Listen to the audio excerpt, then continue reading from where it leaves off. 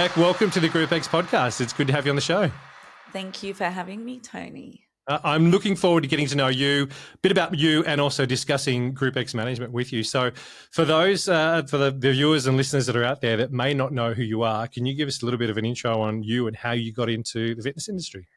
Okay, so my name's Bec. I have been in the fitness industry for over 18 years now.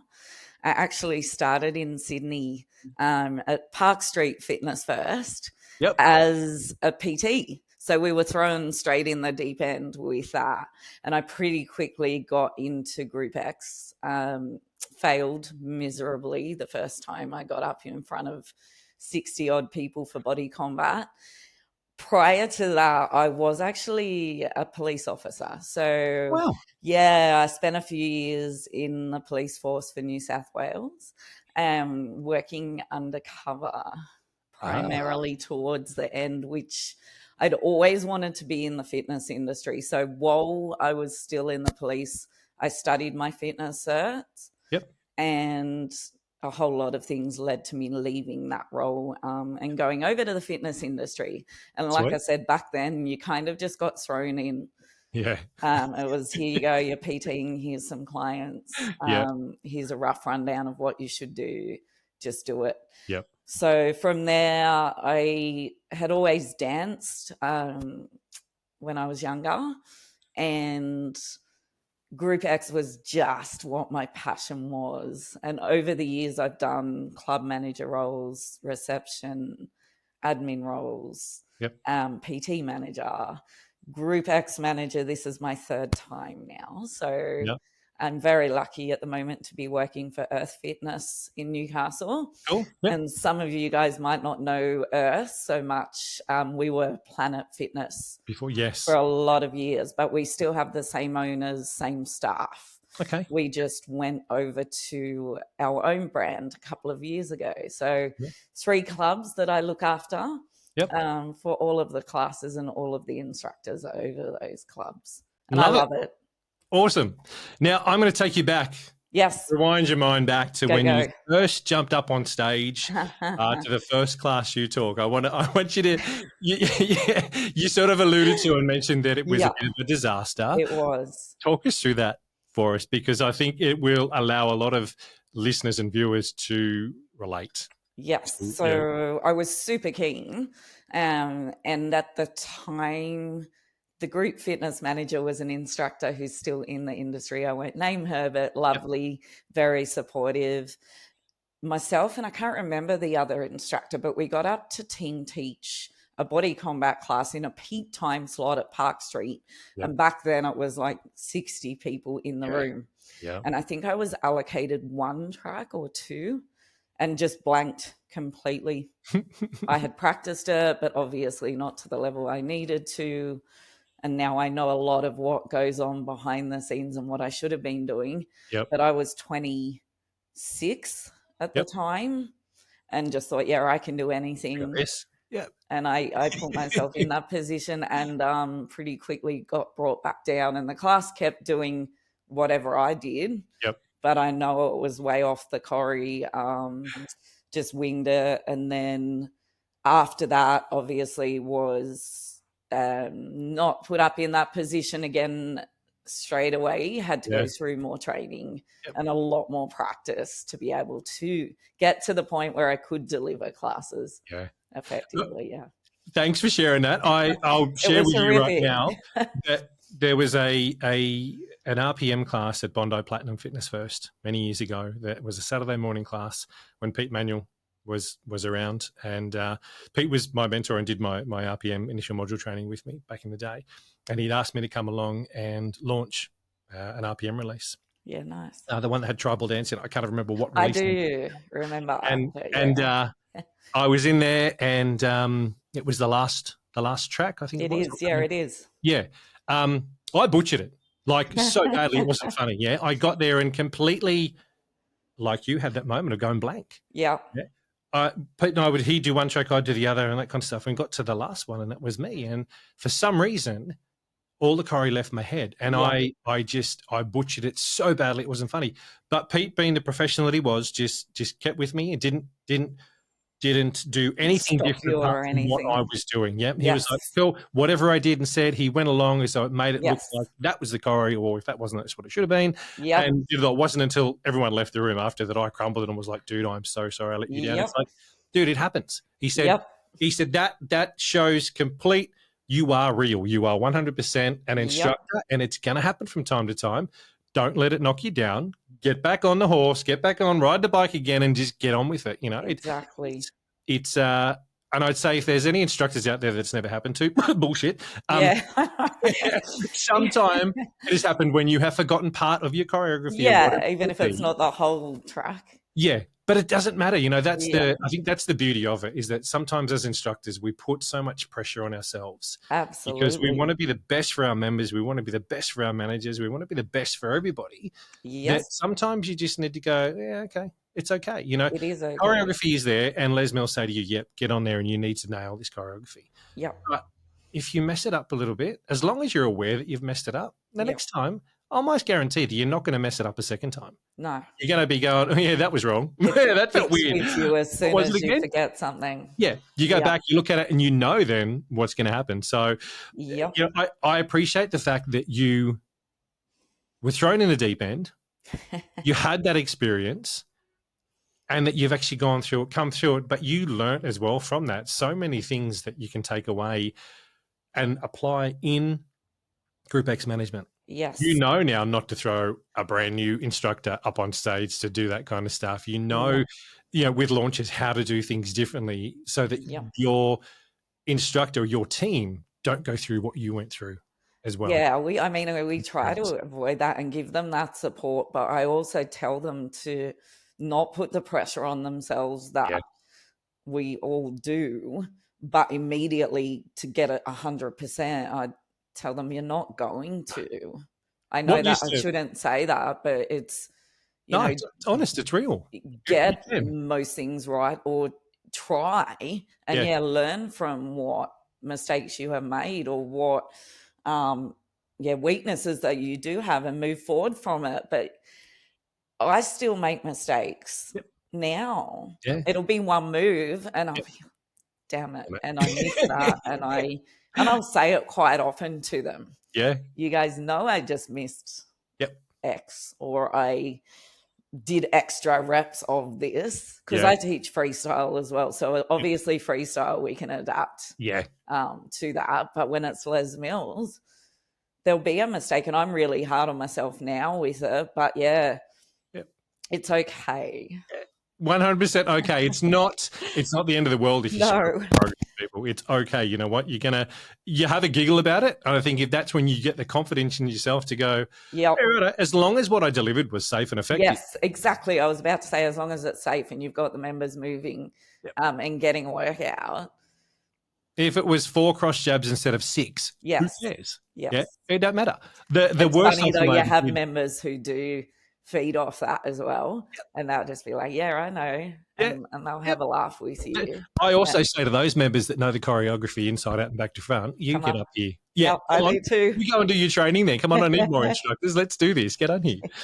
But I love the fact that you're able to share that with us, so thank you. And I think it plays into the GROUPEX management side of things, where, for GROUPEX managers, be aware who your team is, be aware of what you're doing, and also, as we're going to be talking about, having the communication skills to talk to all of your instructors. Yeah, whether there's 20, 30, 40, 70 of them, however many there are, you need to have that skill to be able to have a conversation with each one of them. Yep, and to support them and build them in the way that they need support, because everyone is different. Yep, so true. Yeah, everyone reacts differently to things like making a mistake, or thinking maybe that they're not vocal enough, or they're too vocal, or loads of different things that they think they're doing wrong. I just tell them to be themselves, and it doesn't matter if they're not the same as another instructor. They've got to work on their strengths, and that doesn't make you like a better instructor or a worse instructor if you talk more or you talk less, or I talk a lot. And there are people who will come to my classes because they love that. But then there are instructors who don't say a lot. Yeah. And people love them. Yep. So, yeah, I don't put that pressure on them at the beginning to replicate. Yeah. You got to be you. Yeah. Uniquely you. Yeah. I think that was for me, what really landed when I was teaching was when I stopped trying to be other Someone instructors. else. I stopped trying to be Shannon Cleary. I stopped trying to be Andrew Taylor. I stopped trying to be Chris Hutton. I stopped trying to be those guys that were the trainer and presenter team around when I first started. Then just went, Tony, just be you. Yep. Yeah. And the members know if you're being authentic. And I said that to my staff, or I say that quite often to them as well. It's okay to, if you're having a bad day, obviously you're still coming in to present the class and motivate the members and make them or help them move safely and get a good workout. But it's okay if you come in and say, I'm feeling a little bit off today. I'm still going to give you guys the best that I've got. Or like just be yourself and don't try to be this robot. Yep. And we've got a really, really good community with the staff and the members because I think that my team is authentic and we all offer something completely different. And I don't ever come down on them for not doing it a certain way. Yeah. This is the GROUPEX podcast. Yeah. You've got to make sure you've got the right team that also understand that as well and nurture that in them to make sure that, not every instructor is the right fit for every club. No. Yeah. You may have the skills to be able to teach that program, that format, whatever it is you're meant to deliver, but do you have the right skill set to be in front of the people that you're in front of? Exactly. Yeah? There could be two clubs, 5K to 10K apart from each other. You may be amazing at club A, but dismal at club B. And that doesn't make you a bad instructor. That just means you don't fit with where the members are, with whatever that club is. And that's okay. It's completely okay. You just got to find your fit to make sure the fit is the right fit for you, the club, and everyone that's involved. It's so obvious with our clubs. We have very different demographics at the three clubs. Yeah. And 100% what you just said. Everyone fits in differently at the different clubs. And it has been a matter of working out who feels the best at each club, but also, who fits with the members and relates to the members. And I do have instructors come to me and say, my class at this club is working so well, but why isn't it working as well at the other club? And we quite often have chats about looking at all the other factors that come into it. 100%. It's not you. It's not the class that you're delivering. It's just that it's not meshing at that club. And it has been a matter of working out, what works best across all three clubs. And I want them to feel comfortable and empowered at the club that they're at. I'm not going to put them on in a time slot or at a club that they're just not feeling like they want to be there. Yeah.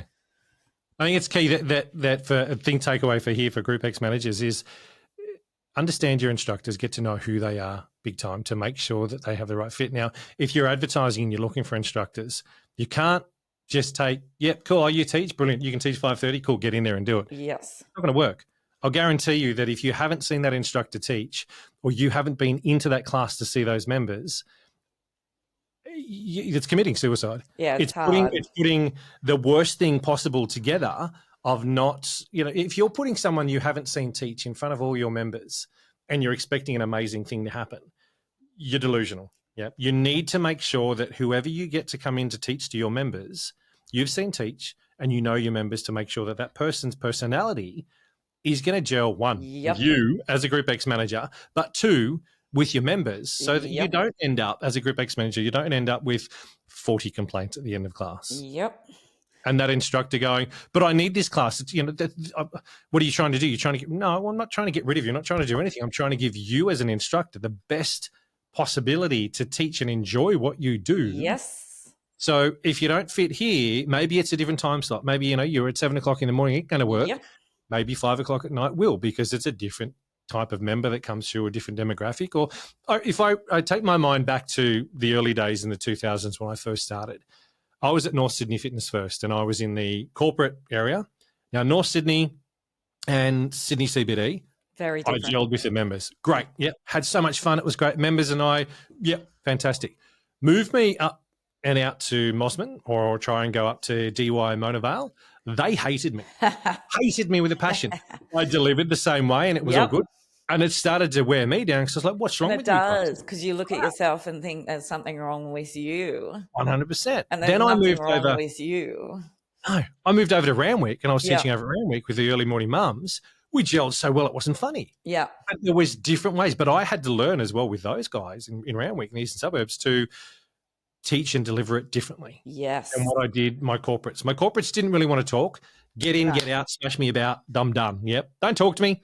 Just coach me. Teach me what I've got to do. Yep. The mums, they wanted to chitty chat. They do. They want to talk pretty much. It was probably the North Shore that probably needed a mixture of both. But back then, I didn't know how to deliver that. No. And it does take time and experience. And I think expecting new instructors to be able to adapt to completely different demographics is a lot, because they are going to reflect and think it's themselves. So I do often talk to my instructors, because I'll get messages saying, what am I doing wrong?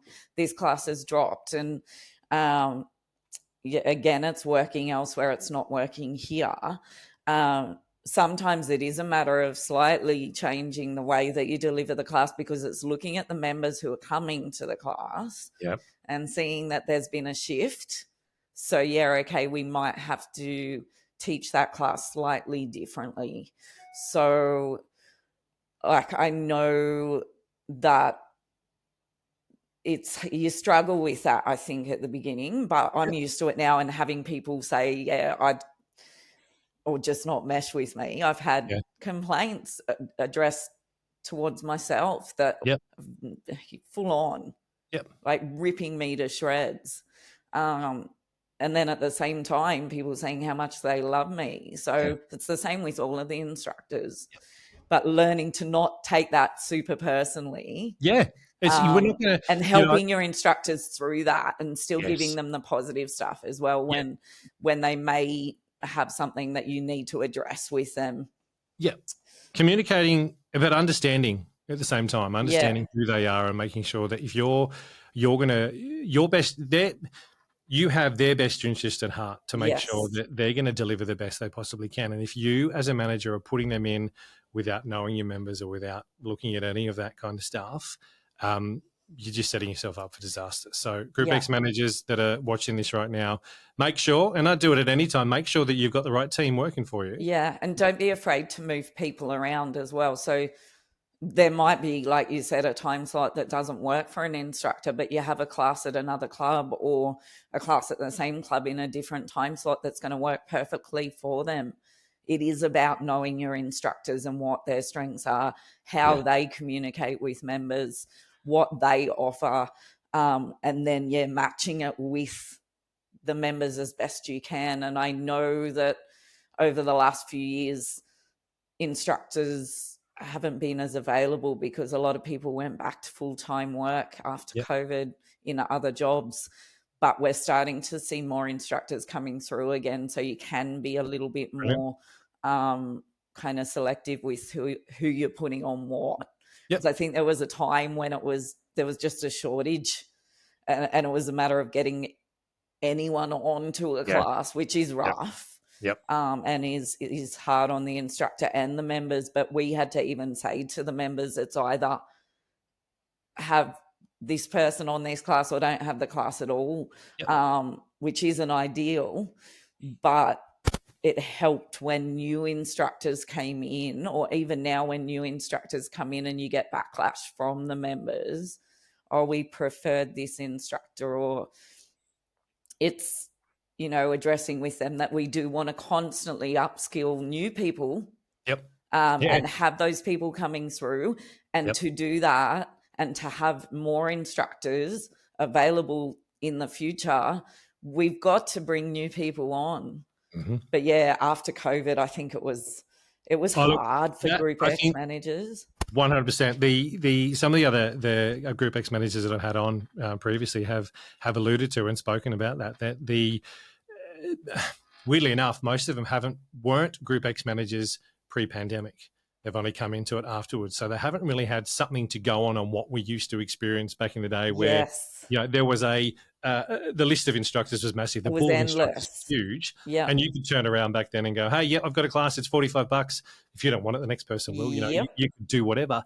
Now, after the pandemic, and we're regrowing as an industry and we're starting to move through. Nice to hear that you're actually seeing more instructors come into the industry. Yeah, I think only in the last kind of 6 months, we're starting to get a lot more expressions of interest and a lot more people wanting to be developed. And a lot of instructors who previously taught other programs wanting to learn new programs. And it's really good. Yeah, that's nice to hear. But I think it's flipped on its butt compared to what it was before. Oh, yeah. These days, instructors are more picky. You need to, as a GROUPEX manager in a venue, you need to be able to sell why you want that instructor to come and work for you. Yeah, it's and no quite longer often they'll say, I want more money, or if I'm going to come 100%. in. And I can't do that for an instructor who says, I'll come and teach for you on this class for a fill-in, but I want double. No, that's not how it works, but that is happening a lot. 100%. And that's the challenge that we have as an industry right now, in that instructors have the upper power. The instructors have the upper hand compared to before, where it was clubs having the upper hand, But I think that's, as GROUPEX managers, we need to understand that and find our leadership and managerial skills on how we focus on that to make sure we're attracting the right team. And also understanding your business as a whole to go, okay, if we want this to continue, we're not going to be able to pay everyone, $120 a class. That's just ridiculous. But as an industry, we need to lift the game a bit on what we're actually paying instructors. We do. Because most of them been look after them for too long. But I think the sitting down and having those conversations with instructors, the new instructors that are coming on board with you, to explain to them, deliver to them what you're expecting from them, but also to allow them to have the conversation to say to you, cool, okay, what time slot is this? What is your attendance been like over the last 6 months? What are you expecting from me? What are you expecting me to deliver when I come in here? What you're paying me X amount, and whatever that agreement is, I stay out of all that kind of stuff with pays because I don't want to go down. That's a year's worth of podcasting in itself, which I'm not even going to touch. That's fair. It's having that conversation with them and allowing them to ask whatever questions they want. Exactly. Because they're interviewing you as much as you're interviewing them to make sure otherwise they'll come in and they'll leave if within a month, if you've just said, this is what I want from you. And you don't ask those questions. What do you expect from me? What do you need from us to be able to get you on board as an instructor? And I had an interview the other day, or just a chat more than anything, with a girl who I'm trying to get to come on board. And it was very much, okay, I'll show you what we've got. I'll show you the club. I'll show you the classes, the timetables. I'll tell you what we can pay you. All of those things. I'll tell you what I can do for you. But what do you need from us? If you were to come on board, and I don't ever say to new instructors, right, you're going to have to do these classes to come on with us at 6 a.m. or 5 a.m. and no other time slots are available, which used to be the case. We got thrown into the worst time slots just because we were new. It's what works for you, because some people are morning people, some people are evening people. I thrive in the afternoons teaching, but I hate 6 a.m. classes because I'm not energized then, and I know I'm not going to offer the members what they need. But I have some instructors who love mornings and some who love evenings. And I said to the new girl, I wouldn't put you on 4 classes at 5 a.m. if you're not a morning person. That would just make no sense to me. I will look after you and I will support you in what you're doing, because we want to deliver the best classes possible to our members. We want you guys to feel secure and happy in what you're doing, and know that you can come to us and come to me with any concerns. Yeah.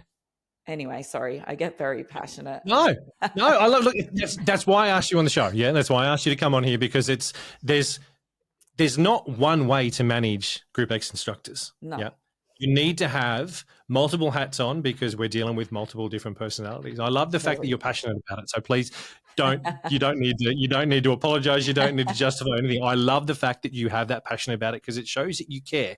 Yeah. And I would say, without knowing any of your team up there, I'd say that they feel that from you as well. Yeah, I hope they love do. And they say you. that, but it's hard because you say things to them sometimes that they don't want to hear. Yep. But you're also there giving them the positive feedback and giving them the support when they need it. Like if an instructor who I've got a couple of at the moment with injury recovery needs that time, or something happens that's an emergency, or with their family that they need to take time off, I will give them that support so they know that I've 100% got their backs.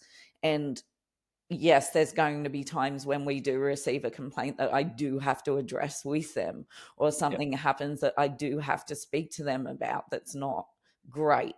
But on the flip side, I will give them all of the positive stuff that comes through. I will, have their backs. I think you need to know that your coordinator or manager has your back as an instructor, because 1000%. if you think that they're going behind your back and working, against you at all, you're just not going to want to stay. Yeah.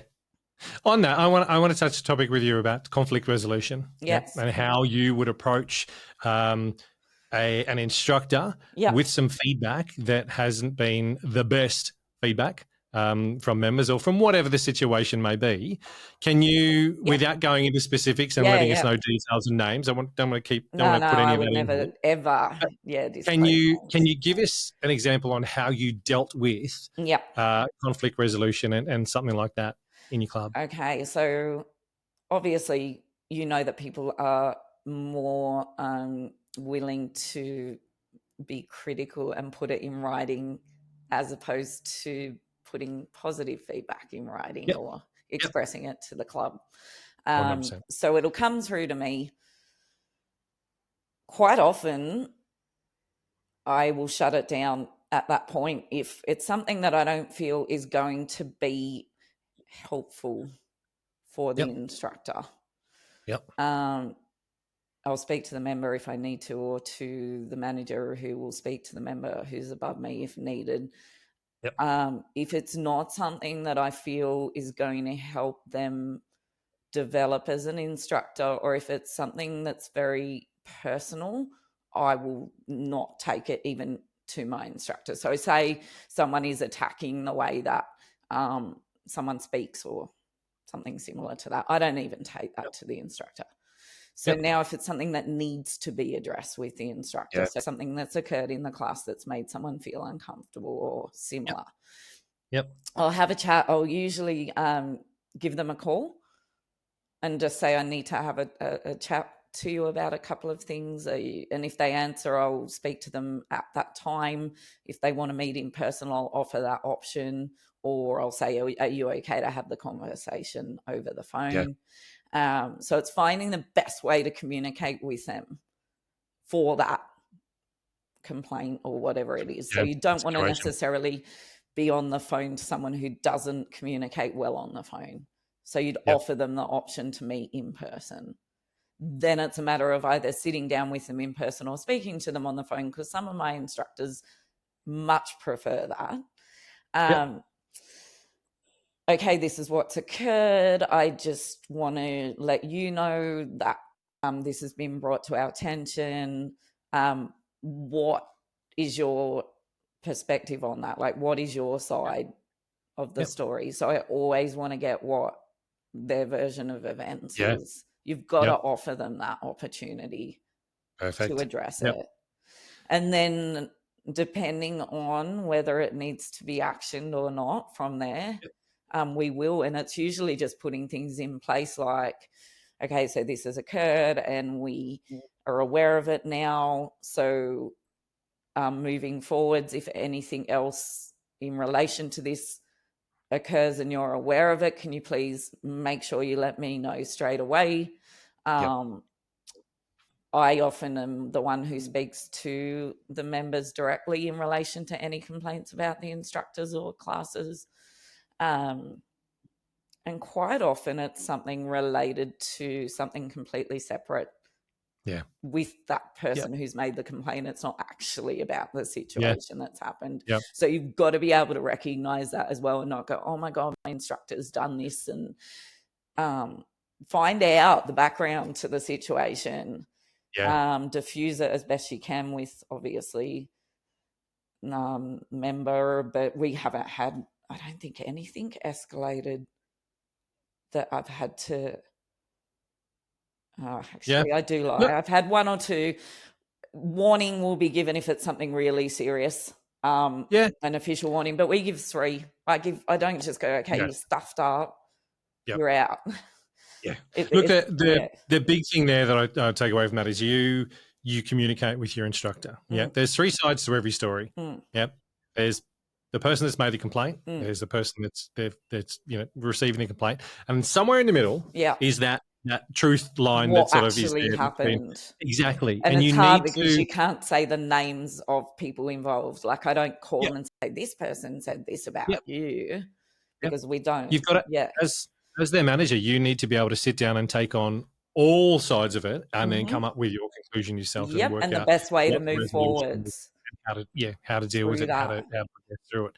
It's I think not from what I'm getting from venues and people that I'm chatting to, there doesn't seem to be as much complaints these days compared to what there was way in the past. I remember back in those early days in the early 2000s, there a member would complain if their instructor looked at them the wrong way or didn't smile at them or whatever it might be. That kind of touchy stuff has disappeared, and we're now, I think we've got in members and also instructors that have toughened up a little bit. Skin's a bit tougher, and we're with it, and we realize, cool. We've all grown, we've all evolved, we've all gone through all that kind of stuff. But we still, as GROUPEX managers, need to have the skills to sit back, approach both sides properly, and even having the skills to talk to your members. You don't go in straight away and be all, oh, I believe everything you're saying. You don't go in as well saying, right, I've got my instructors back. They wouldn't have done that. You need to go in very open and understand the whole situation from beginning to end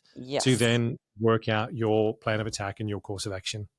Definitely. So it's good to hear that is how you do and stuff as well, and also good to hear that it doesn't happen that often, that you've got to go into. And actually, our members are pretty open with, they'll tell you. And I've said that to my instructors when they come on, get ready for it, because it will happen. People will approach you and tell you what they think. There will be some things that are things that you should take on board that are constructive and move forwards with. There are things that you should just say, yep, okay, no worries, and then let it go. But I think we've it's good because we've created that environment at most of the clubs where the members feel that the instructors are approachable. They're not just these people up there telling them what to do. They can go up or come up and say, I prefer you did this or that. And I give them that ownership to be able to address it. And then if it's something they feel that they need to escalate to me, that they can then say to the member, oh, could you, you'd be best off putting this in writing for the club or for Bec. Because they know there's certain things they're not allowed to discuss with the members, obviously. If someone's talking negatively about another instructor or things like that, I shut that down very quickly. I've told them I don't tolerate that at all. Sweet. The one thing that I want to add on that as well is if you are putting a new instructor on, don't just throw them in, mentor them.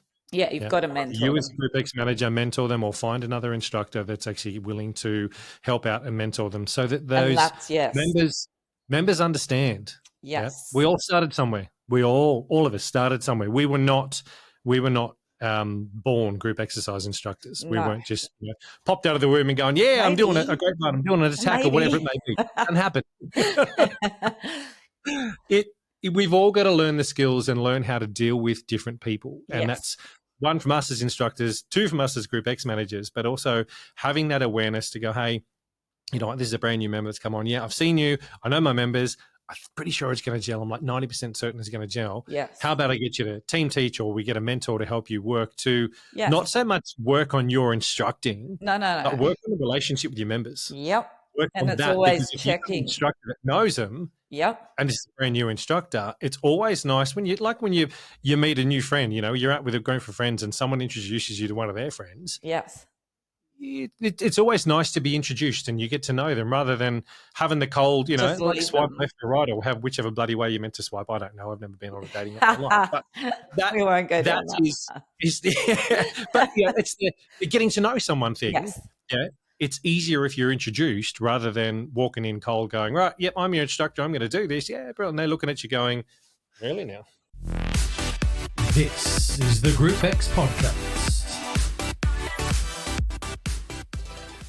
I want to have a chat to you with relation to team building and recruitment as well. Yeah, because it's one of the biggest issues that I think clubs are facing with relation to finding and retaining instructors, you know, especially since the pandemic coming back in, as we were alluding to before. A lot of instructors went to full-time work and away from teaching full-time. You know, when I first started the industry, I was full-time PT, full-time Group X. Same. And that's what it was. Yep. These days, I don't think there's as many. Oh, actually, I know there's not as many as it was, you know, 20 years ago. Yep. How are you up in the Hunter region where you are? How are you finding recruitment for instructors and also managing to retain the instructors you have? Can you give us a bit of an example or a rundown on what you're doing that works? Okay, so recruitment-wise, we have a page that's a local group fitness instructor page. So we can post to that, which is from a pool of people who are already instructors in the region. Quite often, though, leads are coming from Cert 3 trainees, I guess you could call them. Like, we'll get the leads sent to the club, and the managers will always forward those to me.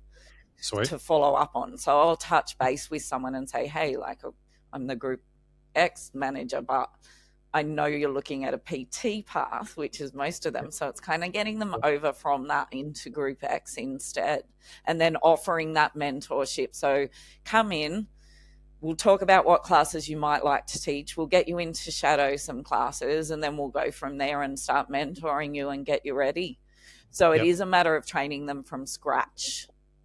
I think you've got to be willing to do that at the moment, and to be getting in your Cert 3 for people who have been looking at other paths, and explaining to them that while PT is viable, it's not as viable as it used to be, and that maybe they might want to do a combination of PT and Group X, and that explaining to any potential instructors that there is a lot of work and opportunity in the future, and that it is just growing. So we do recruit. Occasionally we'll put ads out on Seek and things like that.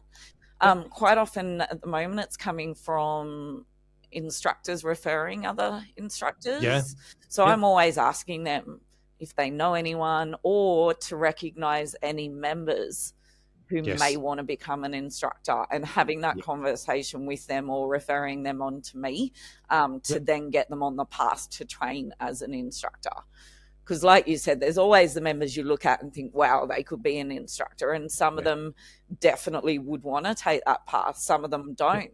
They have no desire to get up on the stage. But I always say to people as well, you can come and jump up on the stage and shadow me to see how you feel. And like, if you're doing your Cert 3 or not, we can get you on the path.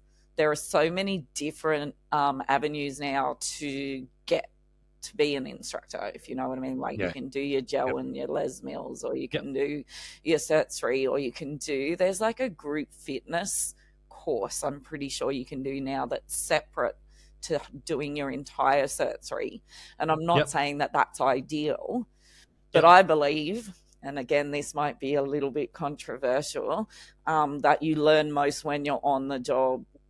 So like, you can do the study 100%. And you might have done your degree and your Cert 3 and 4 and all of these courses, but most of what you're going to learn is when you're being mentored and when you're up there teaching.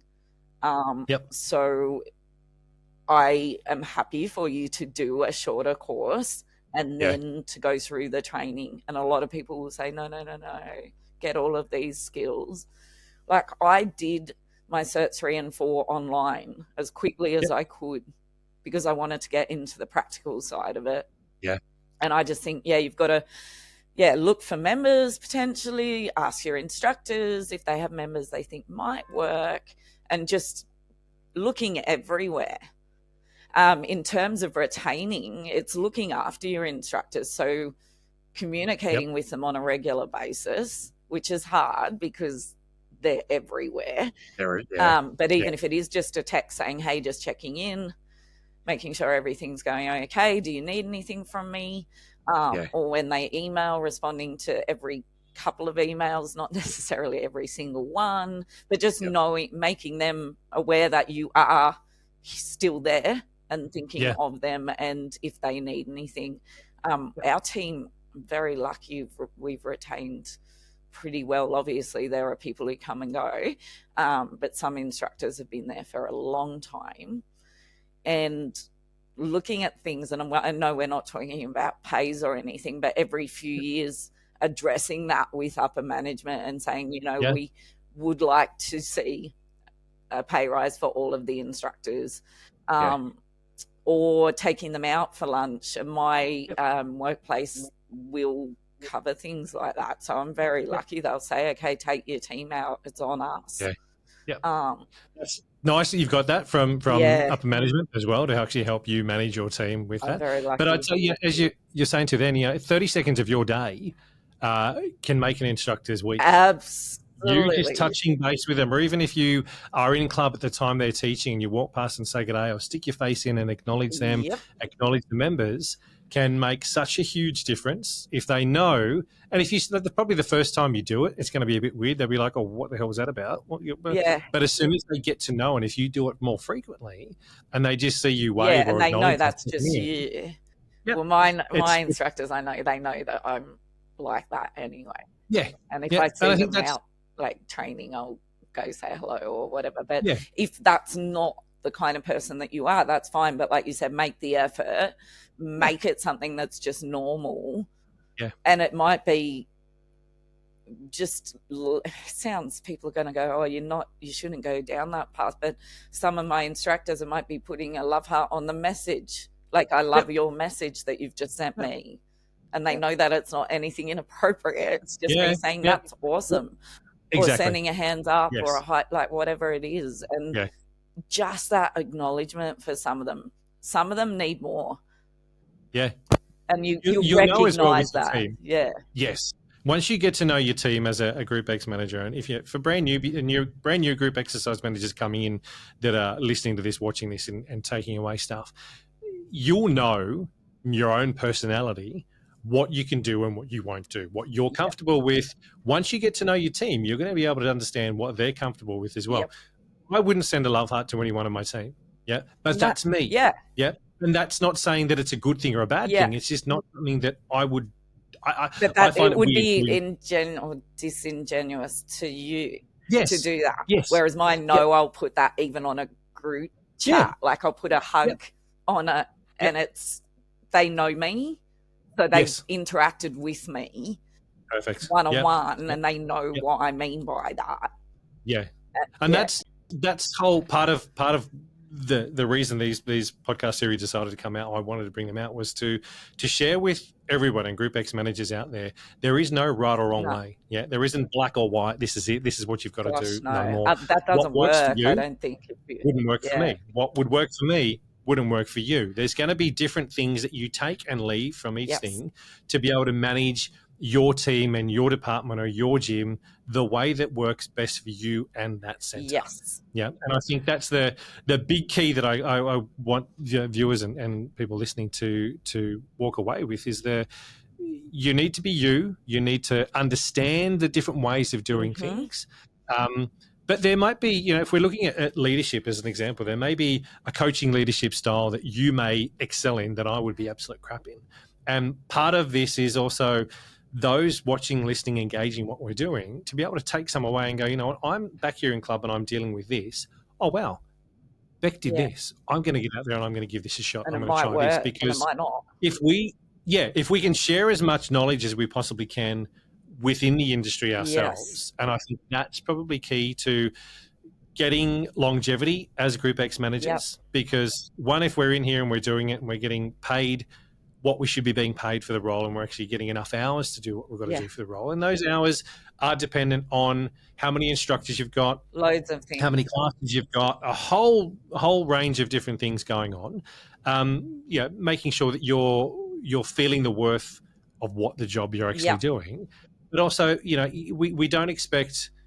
I don't think the industry expects a GROUPEX manager to come in who has zero skills and nail it first time. We're not going to. As a human, we're not going to.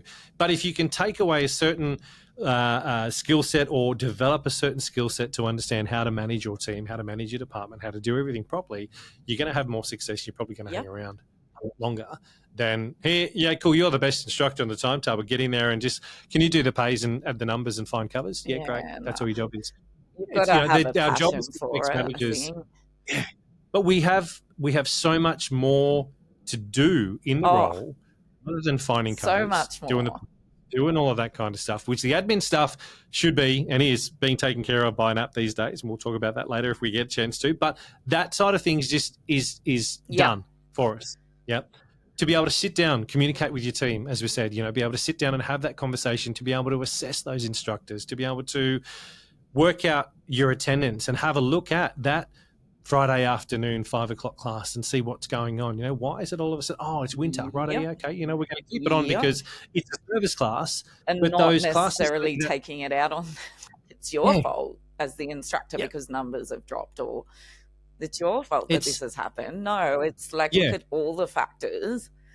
Attendance, and attendance is the biggest thing that we need to manage to see what's going on in clubland. That from management above us, they want to see how many people are coming in. It's not the be all and end all, but that's what a venue wants to see, because yes, they're investing in GROUPEX. They want to see what their return on investment's like and what they're doing in the way of retaining members. So you want to be able to pull all that data through. But if you're not having the hours to do it, or you don't have the skill set to do it, or you don't have the tools in place to be able to, that Monday night 5 o'clock class, as an example, that's our peak time slot. Comparing it to a Wednesday 9 a.m. in the morning, that isn't peak time slot. Making sure that you're comparing apples with apples and understanding how to do that is part of our role as well. Not going, your class, your numbers are crap. You start to see the trends though, and don't be hard on yourselves. I think if you're just coming into the industry and have been put into a management role, to see things straight away, like you learn over time, okay, this is what happens in all gyms. Monday, Tuesday a peak, Wednesday drops off a little, and then it drops off. So and winter especially as well. So there's always other factors, but you're not going to know that straight away. Ask questions as well of people around you who have been in the industry for a long time. Yes. Yeah. Reach out. Don't be afraid to ask questions. Don't be afraid to have awkward conversations as well, because we only learn by having conversations. We only learn by discussing things with people. And there always will be those conversations, even with, upper management. And we do have the hard conversations. Yeah. And I'm not afraid to, and they're not afraid to either, and to figure things out, talk about it instead of sitting back and complaining about it or thinking, they're not doing this for me, or this isn't working. Work it out. So you do want to stay in the role as well. And I just want to say how lucky I am, because I have found where I work at the moment is extremely understanding of the fact that group fitness is a major draw card for the gyms, and supportive of me in general, but the whole group fitness team. And I should say GROUPEX, sorry. They're constantly saying, how can we make things better? And that is rare. Yeah, completely. That's, then you've actually got a management team or owners of the gym that actually are invested in what they're doing. Yeah, there's a lot of venues out there that will always see GROUPEX as just as a cost center, and it goes on over there. And I don't want to talk about it. It costs me money. It's cost me money, and then that's all what they see it as. You're losing money. No. They don't see it as a retention tool. That is slowly changing. I'll be honest with you. It is slowly starting venue owners and managers are starting to see that it is a retention tool. It is a profit center. Absolutely. Because if you look at your membership numbers, it's hard. We have a split, like a tiered system, so we can specifically see who's paying for a group fitness membership, which is in my advantage, because then I can look at it and say, well, these we've got this many, and we are making this much money. But other clubs where they're just paying a standard membership doesn't then measure how many are actually doing it because they want to go to GROUPEX.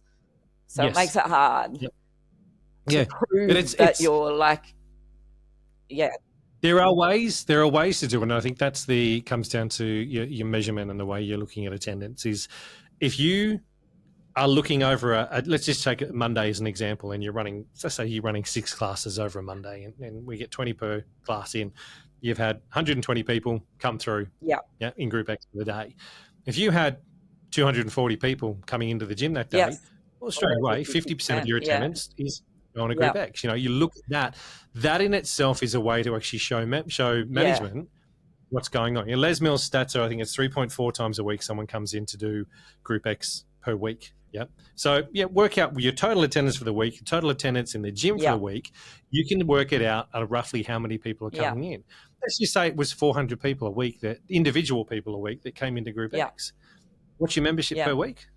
Bang. There's your figures straight away to be able to show to management, hey, this is the amount of people coming in, and this is what is generated from us offering group exercise.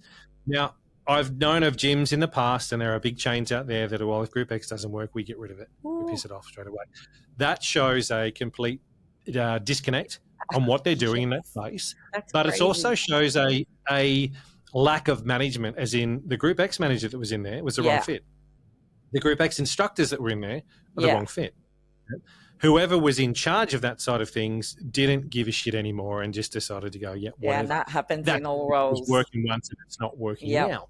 But if a brand new gym is opening up, let's talk about that for a second. A brand new gym opens up and they've gone, we're going to put group exercise in here.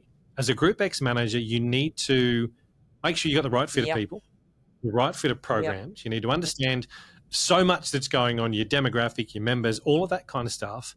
But also building your timetable, not around instructor availability, but your members and what your members are looking for, and then get your instructors to come in and go, cool, I've got 5:30 classes. Who's available to teach? Not, you know what? I can do 5, I can't do 5:30. No, you've got to work on all that kind of stuff. And that is not an easy thing to do. Because people want to go in and just put on, say, 40 classes from the word go. And it's probably a matter of building it. So if you are starting with a new timetable, completely new club, just start with a few of your peak times and 100%. Then don't be afraid to change the format of the class if things aren't working and you can start to learn what the members want, and then add as demand increases rather than, like you were saying, pulling it all because it's not working. It's you need to constantly looking at it. You need to constantly be managing what it is to understand it properly. Without managing it, you can't make those decisions. You can't make those decisions based on feelings. You need to make those decisions based on facts that you're actually getting in front of you. And if we go down the path of a brand new club, my suggestion would be that you start with one class in the morning and one class in the afternoon at the same time slot every single day, because those members coming in are going to come in at the same time every day. They're not going to come in at 4:30 one day, 5:30 the next, 6:30, whatever it may be. Put those classes on across the line, across the same time slot every single day. Now, mix the variety up. You need to mix the variety of classes up 100%.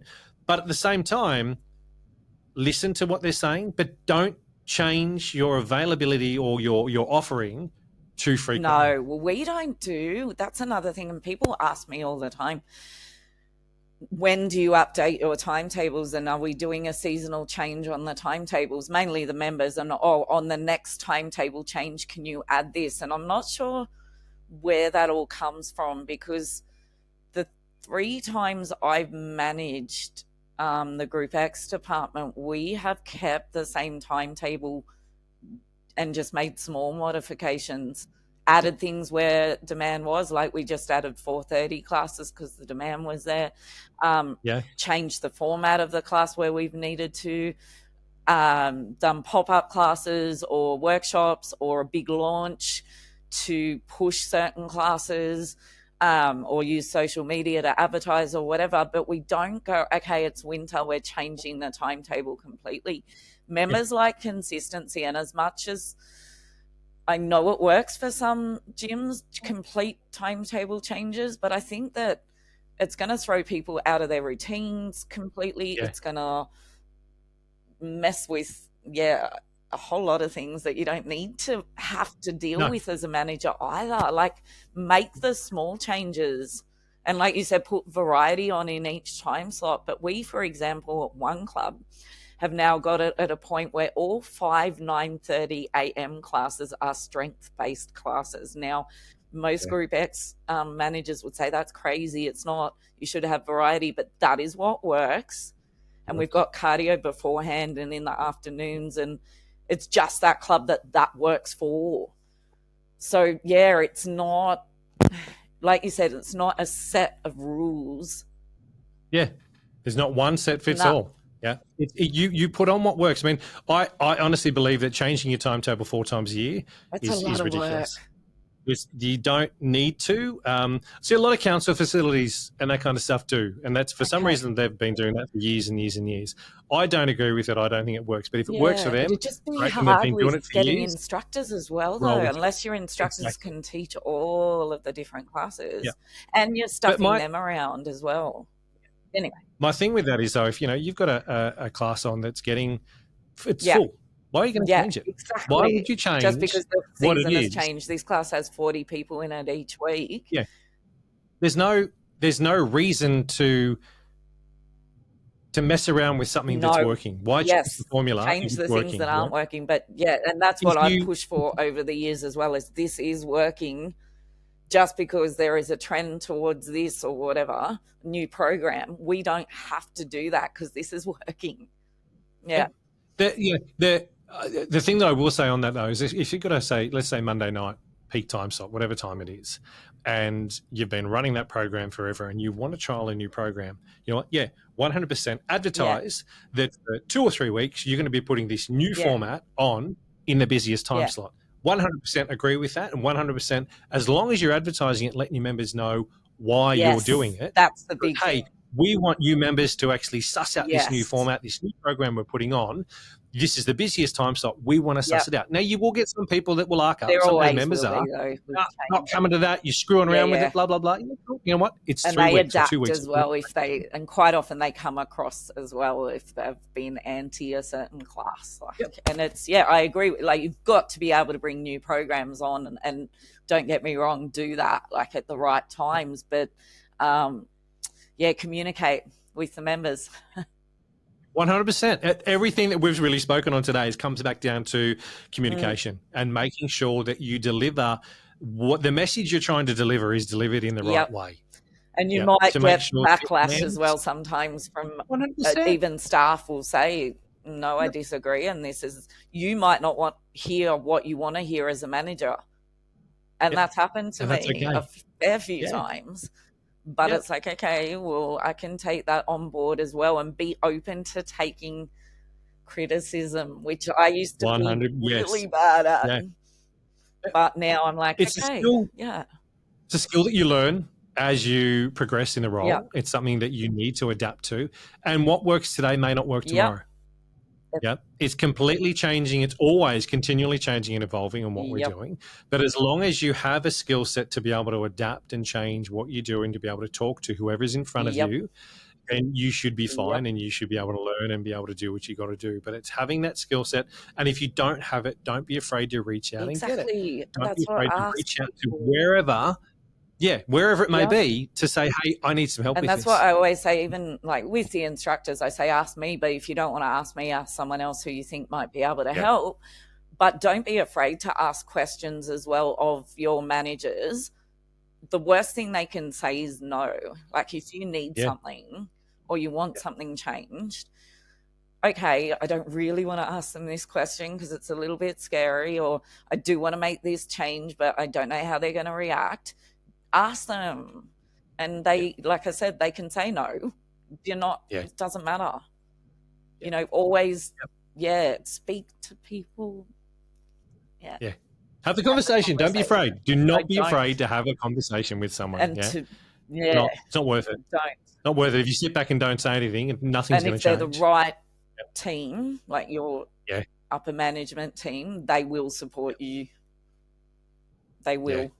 Yeah. Now, being mindful of your time, I don't want to take too much more of your time. For hours. I want to ask you, are there any words, wisdom, any advice you want to give to anyone looking to be a GROUPEX manager or that's currently a GROUPEX manager that you want to pass on some words of wisdom? They could be words of wisdom or just general kind of info. So the role is a lot more than what we initially think it is. Like you were saying, people think, and your staff might believe as well sometimes, that you're just doing the timetables and the instructor recruitment and pays or whatever else you do, but there is so much more to it. You've got to be willing to put in the work outside of hours, and I shouldn't say that, but I'm very lucky again to be on flexible arrangement where whatever hours I do, I get paid for, and I can do them from home. I can do them from my car. I can do them while I'm driving. Like obviously not, you know, I might be listening to something that I need to listen to, and having making the phone calls on hands-free that I have to make. But it is not a role that is 9 to 5, Monday to Friday. So don't take it on if you're not going to be flexible in terms of responding to instructors if it's something urgent. So if I get an instructor call me on a Saturday, I've just been admitted to a hospital, I, within reason, do need to deal with that if they've got a class the next day. If someone messages me just saying, hey, I want to catch up on a Saturday, I will say I'll leave that to Monday. So it's getting used to prioritizing as well what is important, what is not, delegating where you need to, empowering your instructors, so identifying their skills, their strengths, working with them on that, just being available to your instructors in general and supporting them. But it's an awesome job. I love it. Yeah. Look, I appreciate your time. I appreciate you coming on and sharing you and your experiences here with us on the show. I'll say to anyone now, if you have any questions, reach out to either myself or to Bec directly if you know Bec. If not, reach out to me and I can get you in contact with Bec. I'm happy to answer questions. And I'll be honest with you as well. I'm not the kind of person who's just going to make it sound better or worse than it is. Yeah. But it's what we need in the industry, more rewarding. of the open, honest conversation. So, Bec, thank you so much for your time. Thanks Not for coming at all. on and having Thank you for having me. Honestly, I've appreciated it. Thanks. Bye.